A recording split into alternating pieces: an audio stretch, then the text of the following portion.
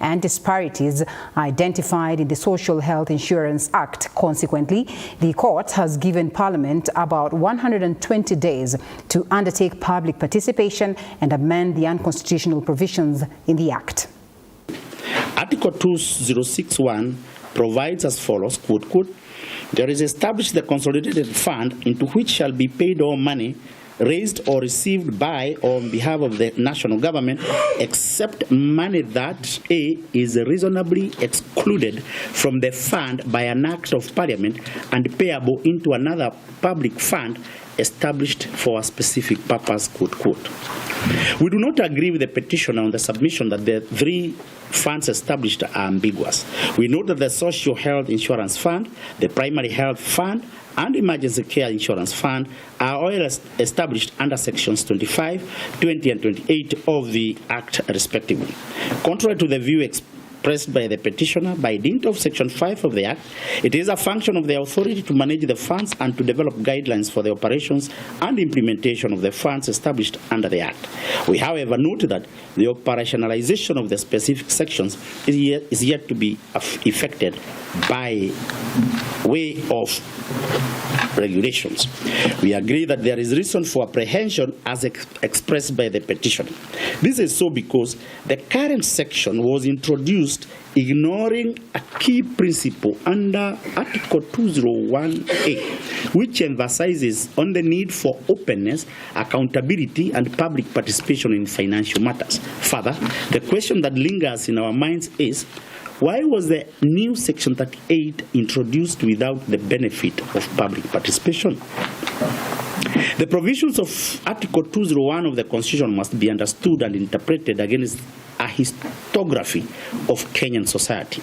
The drafters of the Constitution were certainly intent in representing a departure from a past where public matters were preserved of closed dialogue in opaque rooms only rubber-stamped by Parliament. Section 38, in our view, therefore, fails the test under Article 201A of the Constitution and is therefore unconstitutional. We should point out here that we appreciate the effort of the CS in attempting to realize the socio-economic rights provided under Article 43. The effort is commendable. And hundreds of students from the Jomo Kenyatta University of Agriculture and Technology, GOtv, earlier today took to the streets of Juja and marched to Juja Police Station, demanding justice for one of their comrade, that is Denzel Omondi, whose lifeless body was found dumped in a quarry at Gashoshoro, that is in Juja, Kiambu County. And of course, Denzel, a third-year quantity survey student, went missing after engaging in the anti-finance bill protest dubbed Occupy Parliament on the 25th June, only to go missing on the 27th June, and his body then discovered 1 week later floating at a deserted quarry in Juja. The students are now seeking answers to what led to Denzel's death and what, of course, or want those accountable to be face the law. Students have vowed to carry on with the demonstrations until justice is served to their slain comrade.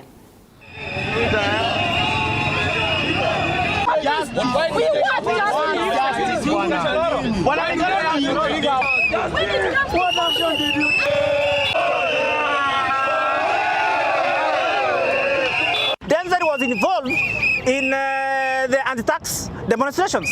After that, he was abducted on 26th of June this year. Since then, amepatikana amekufa. So we want to know what is the status of inquiry of his murder inquiry. And after post-mortem, we are told that we are being told that he's sworn. If he's sworn, the post-mortem says he was there for 3 days. About the other 3 days, where was he? Bring the son in school, only to because that your son is dead, only to carry the son back home in a casket. Which Kenya are we? With that one, that investigating team to tell us what have they done. Why? What is the government hiding from us? We are coming to Now, the Law Society of Kenya, in conjunction with a section of human rights organizations, have hosted a citizens' assembly engaging the youth on their rights, even as the quest for justice for those affected during the protests continue. The assembly also served as a platform for establishing a network of victims and families affected. At the Assembly, a dialogue of how to cement the role of the Gen Z in the protest was had as those who are victims and survivors shared their stories. We're here today having been mobilized by a number of key institutions that have been championing for human rights and legal representation in this country, basically to share experiences, to share knowledge on what has been happening in the country, and hopefully to be able to begin charting a way forward for the nation. Standing at that door after it opened, seeing 8 men armed with military-grade weapons, the fear went out of me, because I knew I had done nothing wrong and I knew there was nothing I could do. I was helpless, but I was sure that if that was the end, it was for doing nothing wrong. We, the people of Kenya, will continue to do what is right. We are powerful. The noises that we are making behind our keyboards, behind our phones, they are very powerful, and we are seeing the effects, like they are working. So all I can tell all the comrades, don't give up. This thing is working. We need systems that work. We need a country that works for all of us, not just a select few. And of course, news reaching the newsrooms is that police boss IG Japhet Koome has resigned, but of course we'll be confirming to that as well as giving you more updates as to the same. But of course, away from it, the Orange Democratic Movement Party now says it stands ready to help President William Ruto to come up with a measure to ensure peace, address unemployment, corruption and even punitive taxes. The party says the conversation with President William Ruto should be given first priority going forward, as this will then help the country have stability due to the recent demonstrations that have been happening. And ODM message comes even as Wiper leader Kalonzo Musyoka and Gen Z distance themselves. That is from the dialogue that is yet to happen come next week. President William Ruto called for dialogue to iron out burning concerns that continue to destabilize the nation.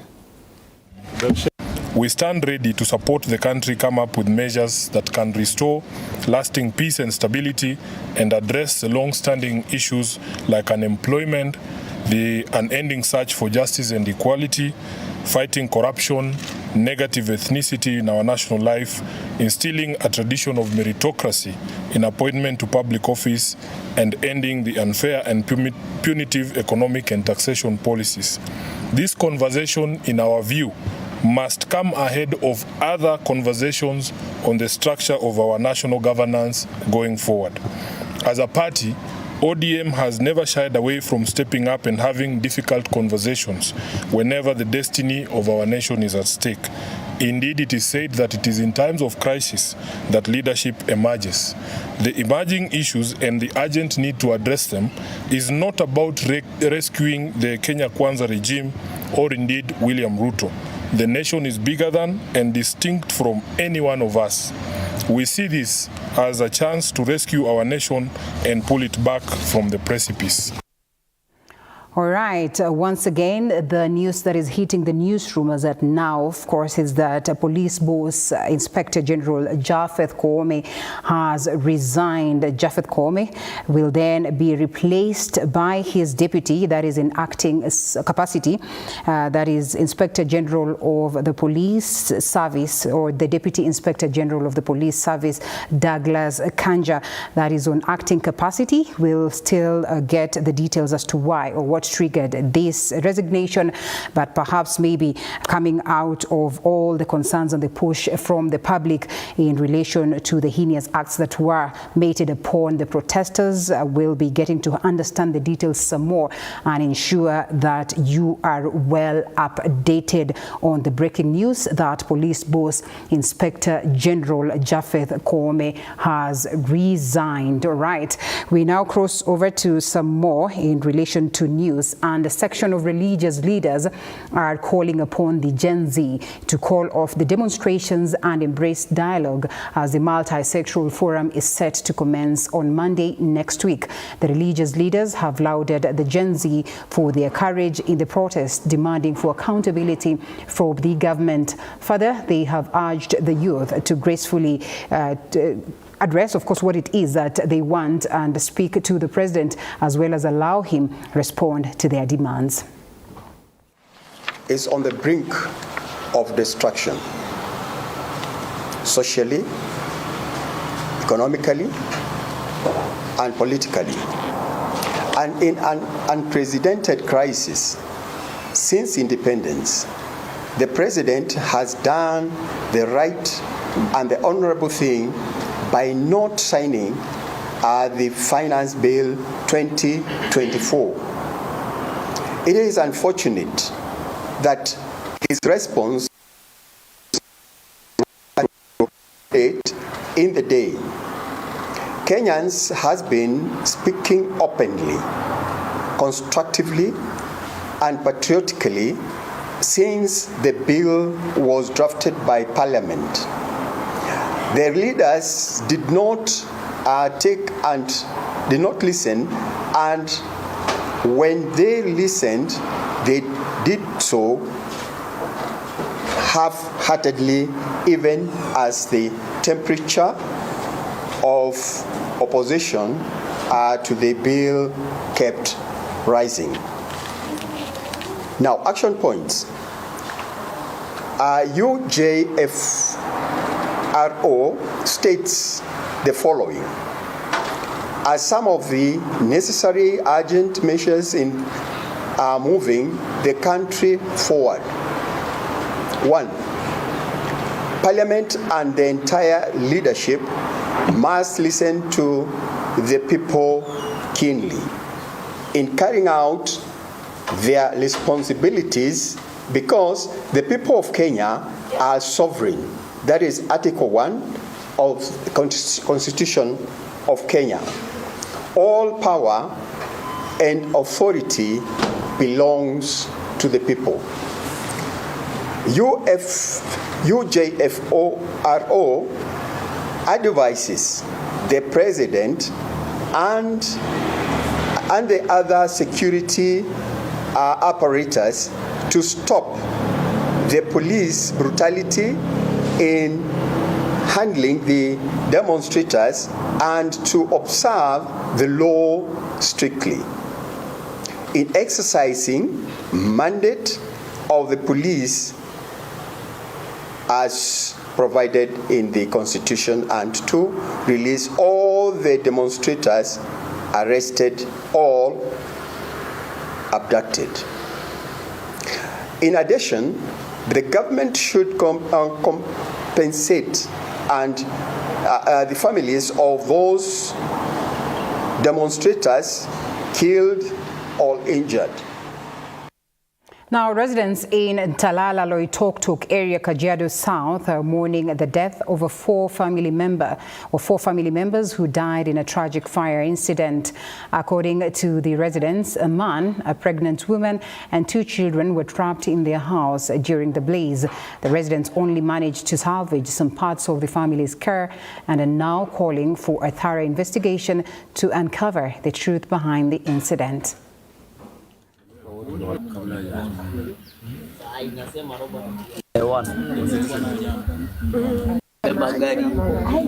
Kitu tuliokuwa tu hapa ni gari ndio tuliweza kuokoa, juu ilikuwa inaanza kushika moto.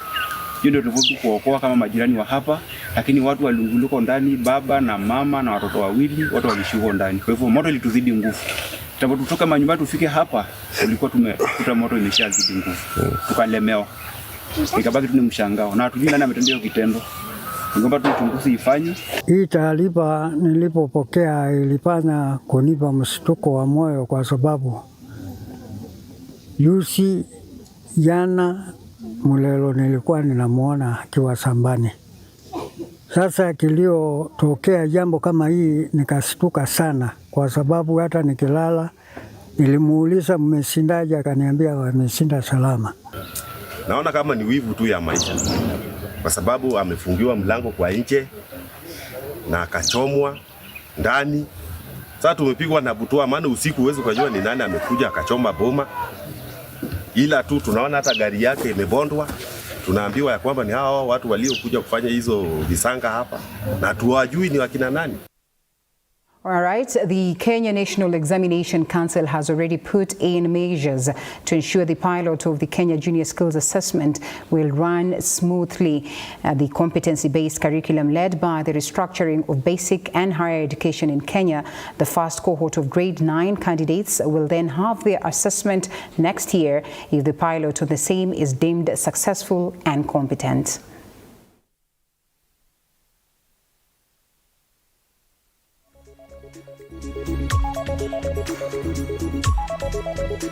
Already been given the assurance that our budget is secure. Yeah, we've been given that assurance. So there shouldn't be any anxiety in the country around the administration of the KCSE and the KIPSEA assessments at the end of this year. We're also going to collect a lot of data from the learners, the teachers, and the head teachers, so that we can establish exactly what are the other environmental and school-based factors that we may need to take into account as we prepare for the summative assessments. Unlike the other one where it is paper and pen, for this particular assessment, we will upload the assessment tools on our competency-based assessment portal. The schools will download. They can either print or they can just display the same on the projector or on the board, whichever method that the school chooses to access the tool. We have our officers who have gone to those 30 schools and they are conducting a trial in those schools just to make sure that the schools are ready. They know how to use the gadgets, they know how to use those assessments, they know how to respond to those assessments, and then Monday they will join the rest of the learners. Away from matters education to another shocking story is that a state of shock and panic has engulfed the Mukuru slums in Nairobi after at least 8 human bodies were retrieved from a quarry in the area. Human rights groups raised the alarm after the discovery of the bodies wrapped in sacks and dumped at a dumping site. Police say that some were fresh while others were decomposed, and according to police, 8 of the bodies were female, while witnesses saying some had bands.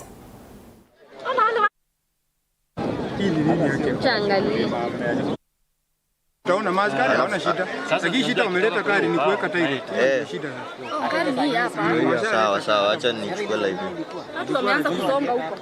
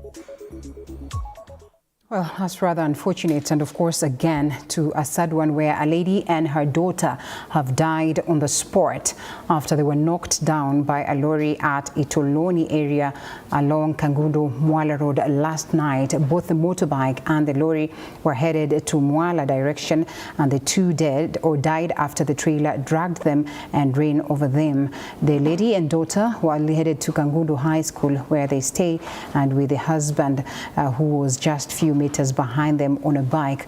Witness Alexander Kilonzo, a boda said it was sad the incident occurred 2 kilometers from Kangundo police station and took over an hour for the police to respond. He added that it was sad for such lorries to be ferrying sand at night with police taking no action. Wenye wamepoteza maisha ni bibi ya mwalimu ambaye tunafunza na yeye na mtoto wake ambaye alikuwa anatoka shule. Na ile kisa tumeshuhudia jioni ya leo ni kana kwamba lori ilikuwa inaendeshwa kwa kazi na imeweza kugonga mtu wa pikipiki na ambaye alikuwa amebeba abiria wawili na wakaweza kuaga. Nimepoteza leo mwenzangu kwa ajili ya ajali kama mnavyoona. Kwa hivyo ni sikitiko kubwa sana kwetu kama jamii ya Kangundo, na tunaomba tu kuwa barabara hii itengezwe. Hii barabara ni mbovu. Jana tulipoteza mwingine pale hivi mbele. Wakati unapita huyo mtu anakutupia ngari, anaepa shimo. Atambui kama wewe ni binadamu na unatembea na barabara. Ile kitu tunawaonya na tuwaambie tena. Kitu ikiape na hapa hivyo tena, sisi hatutakuwa na otherwise. Either hii barabara isipotengenezwa, gari kigoga mtu tutakuwa tunaicho.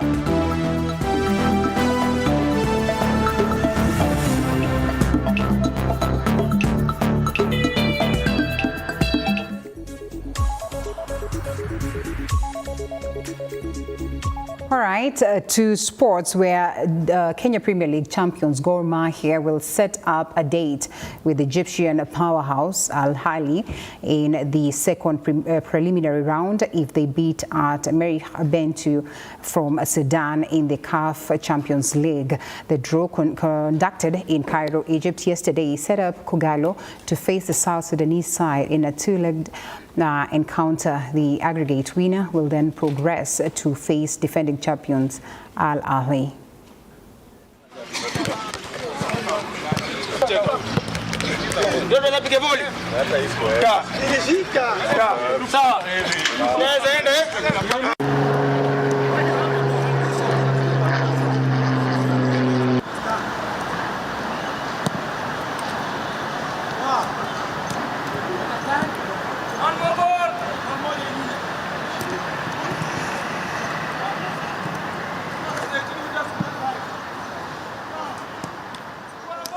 All right, netball champions in Eastern Region, Sumile Secondary School, crossed through their group matches in the ongoing term 2 regional games in Kitui County. The defending champions thrashed Kajiampao from Tharaka Nithi County 136 points to 1 before thumping St. Mary's Girls of Isiolo County by 73 points to 6.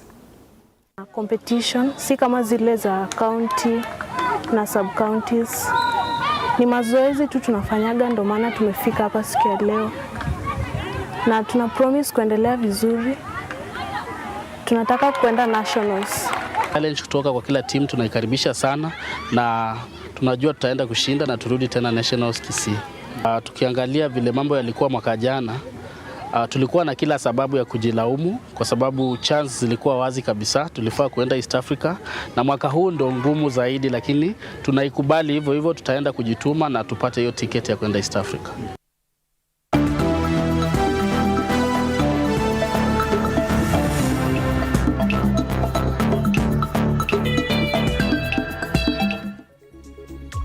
All right, and that's the match we had for you. But before we go, a reminder of the breaking news this afternoon. Of course, coming from a press release from the Executive Office of the President, as well as doubling up as an executive order that speaks of the resignation of Police Boss Inspector General Japheth Koome and His Excellency Honorable William Ruto has, of course, accepted the resignation of the IG, that is Japheth Koome, and to facilitate the transition within the top leadership, that is of the National Police Service NPS, and as well as the Kenya Prison Service KPS.